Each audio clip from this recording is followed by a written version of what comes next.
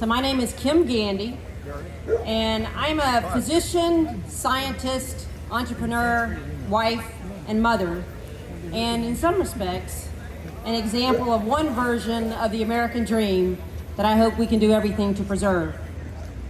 Because I was privileged to venture from a small town in the southernmost area of Georgia, where the vision of a woman's place was, at its best, very limited, to places where I could exchange ideas with the most brilliant minds and the best trained minds in the country. I was able to train both as a physician and as a scientist, and to become one of only a few women pediatric cardiac surgeons in the country. I was also able to run divisions, the first to run divisions in both heart transplant and lung transplantation as a pediatric cardiac surgeon, and to run a laboratory. And I did this with and because of wonderful people, and wonderful people from all over the globe. Well, as you all know, those kind of experiences are very much being threatened today, and I will do everything I can to fight for those. That being said, today I present disheartened, for one thing, because 98% of the people that I trained with are not engaging in our journey, the journey that we are in today. They are not raising their voices in protest. They are not signing open letters of petition. They are not joining resistance groups. Some are not even engaging in the difficult conversations. But I honestly don't believe this is all the limiting factor of courage or even time. But those factors do have an impact. I think it is more of an out of sight, out of mind thing, as the same problem affects friends and colleagues for probably almost all that are here today. If I don't see it, it must not be happening. If it is not happening to me, if I just shut up and close my eyes, it will go away. If we make it to 2028, there will be a new president. This is America. This has to be a blip. This can't be really happening. Well, I'm here to tell you that we can't wait for 2028. We can't even wait for 2026. Woo! We could have looked at 2016 as a blip, but we would be wrong. The path that we are on now may preclude further elections. We just don't know. This is new territory. And in the meantime, tens of thousands, if not hundreds of thousands of people will be harmed, and many will die. I am here to tell you that we need to work harder to let people know what is happening, to put the destruction and future deaths in front of them unrelentingly, because the stakes are just too high. I am speaking today. You all need to be speaking tomorrow. You are here because you care, because you are strong, because you want to do something about what is happening. And I am here to encourage you to have the difficult conversations with your neighbors, with your colleagues, and with people in other states. I am here to ask you to throw your heart and mind into coming up with better strategies to get the message out. I am here to encourage you to run to social media rather than away from it, but to run with it if you're uncomfortable, in groups with moral and physical support. I am here to encourage you to give every ounce you can to this cause, because we need you. So let's dive into some numbers in health and science to arm you in your discussions about health and science.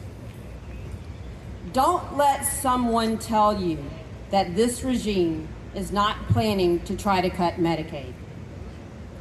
We went through this song and dance with every Trump cabinet nominee who looked someone in the eye, under oath, and said they weren't going to do something that Project 2025 clearly said they were planning to do. And guess what? The Trump nominees have done exactly what they denied they were going to do under oath, and cited Project 25 as their source for giving us notice of their actions. You know the saying, fool me once? Well, I think we're done with that. We can be trusting, we can be forgiving, but we do not have to be fools. So when the Congressional Budget Office and multiple credible sources tell us that there will be roughly a $700 billion reduction in Medicaid over the next decade if this big, ugly bill is passed, believe it. When the CBO estimates that there will be 9 to 11 million people who will be off health insurance by 2034 if this big, ugly bill is passed, believe it. And when this regime tells you that people who are on Medicaid do not work, you tell them they are full of it. You listen to Robert Reich, and with confidence and strength of voice, you tell them that 64% of adults on Medicaid already work. You tell them that many work in jobs that do not offer health insurance and pay little. You tell them that those that aren't working for a reason. 12% are primary caregivers of multiple children, 10% have an illness or disability, and 7% are attending school. You tell them that this federal work requirement experiment has already been done, and it failed. When Arkansas implemented a work requirement for Medicaid, there was no increase in employment because these people were already working. What happened was that 18,000 people lost their health care coverage because of the hoops they had to jump through. And I think most of us here know that that is exactly what was intended. Work requirements simply kicked eligible people off health care coverage because the paperwork and requirements for reporting are burdensome. Those that are working the hardest had the least amount of time to spend on this paperwork. So when Ohio did the opposite and expanded Medicaid, more people got jobs. Medicaid cuts just don't make sense, no matter how you slice it. So now let's look at SNAP, the Supplemental Nutritional Assistance Program.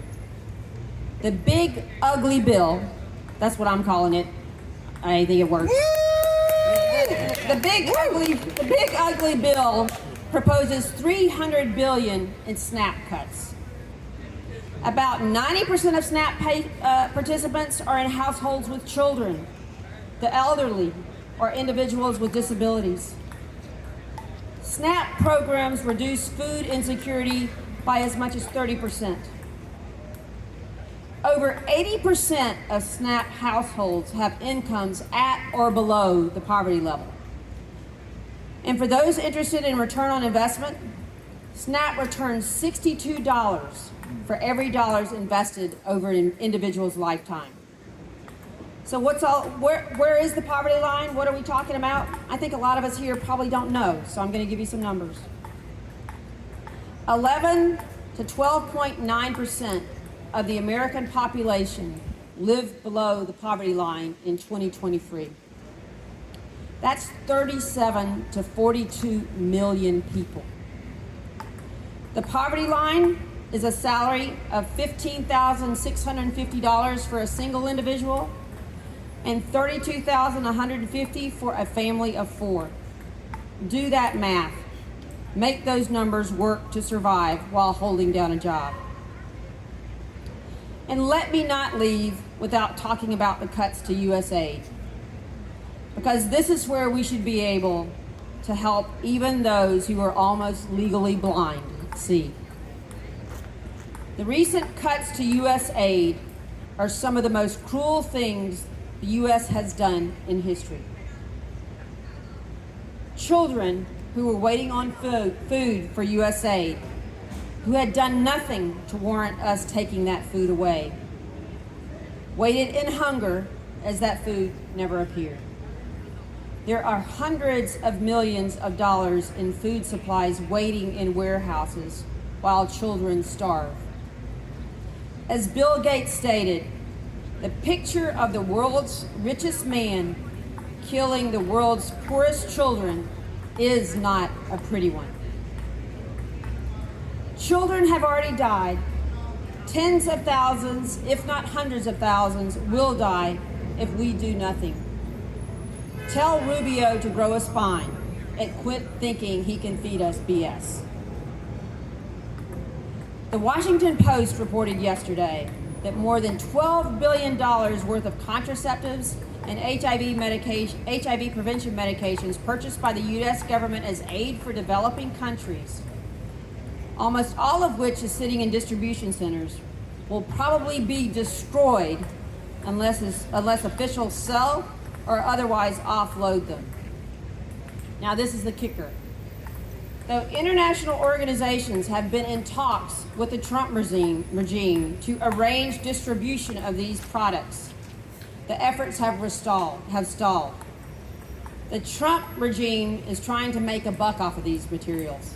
And I quote, "The mandate has been given is, give us money for it, and if you can't do that, we're just going to trash it," end quote. Trash it. Why the vulnerable wait while people die, when it will cost the American people more to trash these supplies than to let others distribute them? This, my friends, is waste, fraud, and abuse in its most reckless, most heartless, most cruel, and most evil form. Woo! Cruelty. So my request to you today is to join us in and let the importance of this mission before us drive us. It doesn't matter where you are on the spectrum of activism. There is a place for you in our movement. We are not here to judge. We are here to win because lives depend on it. We are asking those who are silent to join us. We are asking those who are scared to join us. We have a place for you in this movement. You can be active while being silent. We are actively developing strategies to protect you in the best way possible if you need to stay low profile. You can find me in Invisible Mid-Peninsula, where I co-lead the Science and Health group, or on social media. I'm out there. You can find me. We are building strength. What's your name? Kimberly Gandy. Kimberly Gandy. Find Kimberly. We are building strength minute by minute to help us get out of our own echo chambers and help others understand what we see. And importantly, I leave you with this thought and image tonight. As I think most of you know, on this date in 1944, 133,000 Allied troops stormed the beaches of Normandy together. Some were just in their teens, exposed and vulnerable, knowing their end may be near. But determined and with the courage in their numbers, they saved the world. So let's storm and embrace the people on the beaches that matter today. The plains in the Midwest, the rural communities from coast to coast, the underserved in our cities, and the reddest districts in our land. Let's storm our beaches and preserve American health, science, and democracy.